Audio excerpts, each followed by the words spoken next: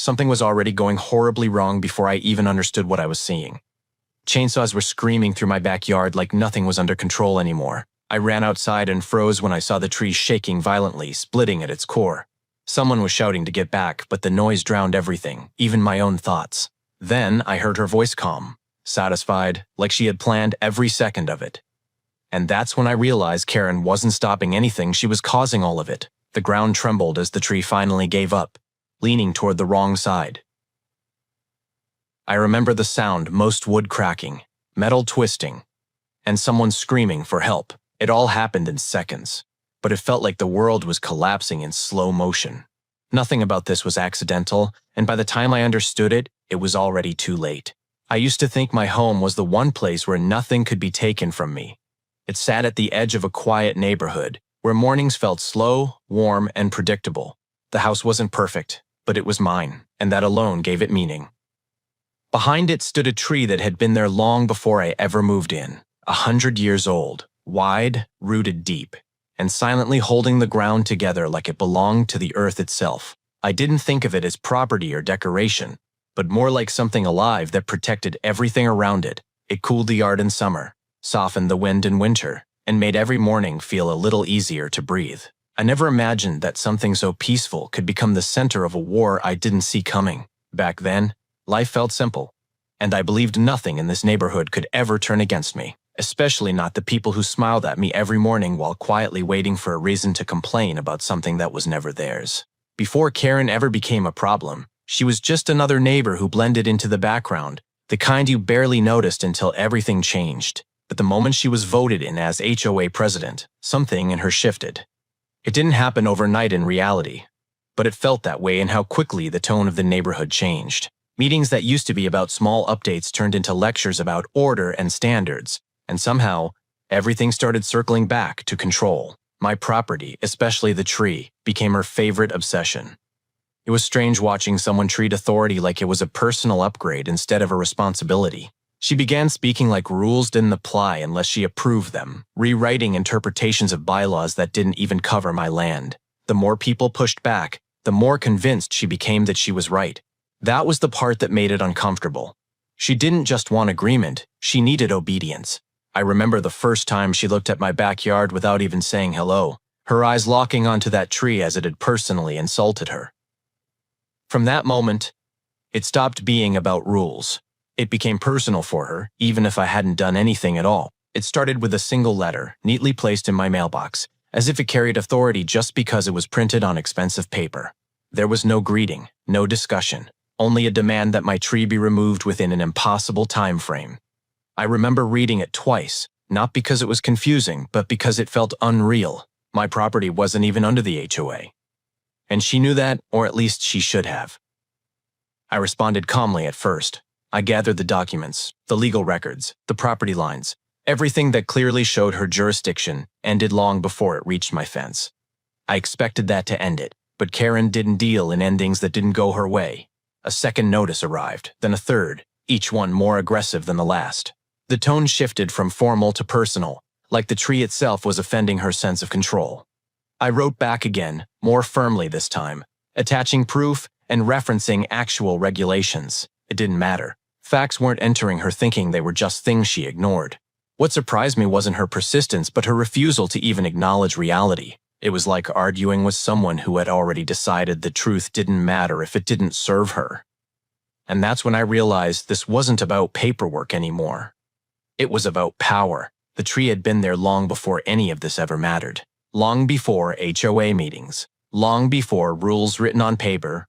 Long before Karen decided she had a voice that should control everyone else. It was over 100 years old, rooted deep into the ground as it belonged more to the land than to any property line. When the wind came through, it didn't shake it, absorbed it, steady and calm, like it had seen every storm this place could ever offer.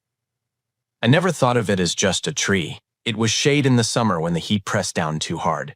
It was quiet in the mornings when everything else still felt asleep. And it was stability in a world that kept trying to change things that didn't need changing. It wasn't decoration, it was balance. But Karen saw it differently. To her, it wasn't nature. It was defiance.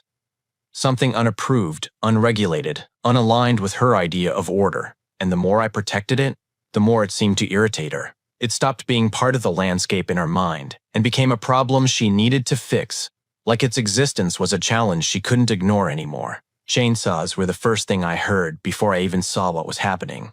That low, aggressive roar cutting through the air didn't belong in my yard. Not without permission, not without warning, not without anything legal backing it.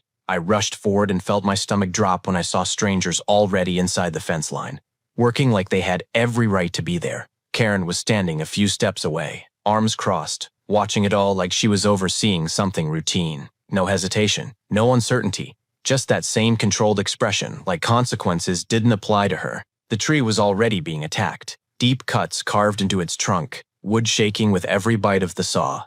It hadn't even been fully understood what they were doing yet. But it was already too late to pretend this was harmless. I shouted for them to stop. My voice barely carried over the machinery, but I kept moving forward anyway, pulling out my phone as fast as I could. I told them they had no legal permission, no clearance, nothing that justified what they were doing. One of the workers hesitated for a second, but Karen's voice cut through instantly, sharper than the chainsaws, telling them to continue. That was the moment everything stopped feeling like a disagreement and started feeling like something crossing a line it could never come back from. The moment it finally gave way, everything slowed down in a way I can still feel when I think about it. The tree didn't fall the way anyone expected it to. It didn't tilt toward my yard, and it didn't collapse into the open space they must have assumed was safe. Instead, it shifted in the opposite direction, heavy and unstoppable, like it had chosen its own path in those final seconds. At first, there was confusion. The workers froze mid-step, realizing too late that something was wrong. Then the sound hit deep cracking, like the earth itself was splitting open. The tree moved with terrifying weight, bending the air around it as it came down toward Karen's property. I remember seeing her face change in real time, the confidence draining out before she even had time to react. When it hit, the impact wasn't just loud, it erased everything else.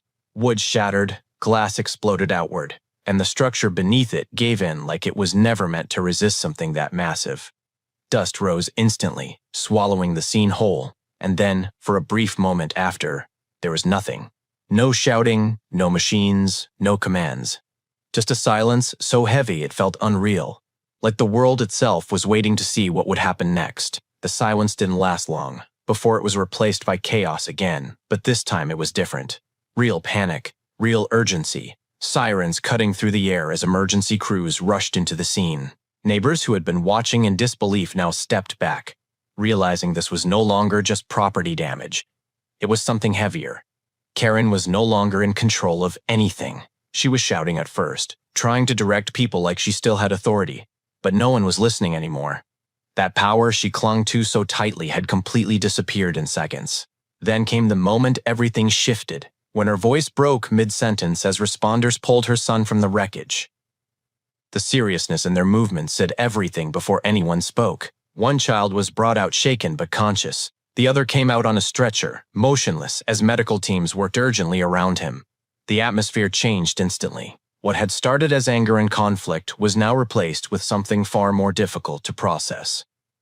For the first time, Karen wasn't issuing demands. She was just standing there, watching, as reality finally caught up to her choices. The investigation moved quickly after that. Once the reports were filed and the evidence was reviewed, the picture became impossible to ignore. Unauthorized entry, illegal demolition work, ignored warnings, and decisions made without permits all stacked against Karen one by one.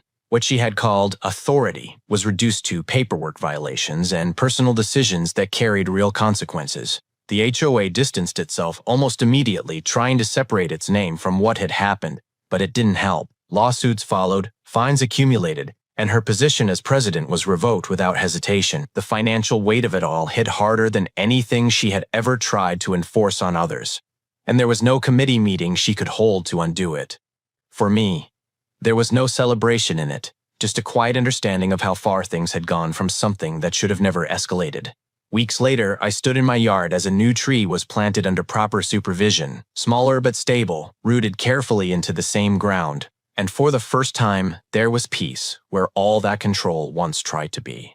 And that's how everything unfolded from a single decision that was never meant to go that far. But now I want to hear from you. Do you think Karen's consequences were justified? Or did things cross a line that shouldn't have been crossed? Drop your thoughts in the comments because every perspective matters in a story like this. If you enjoyed this kind of real-life style drama, make sure to like and subscribe for more stories like this one.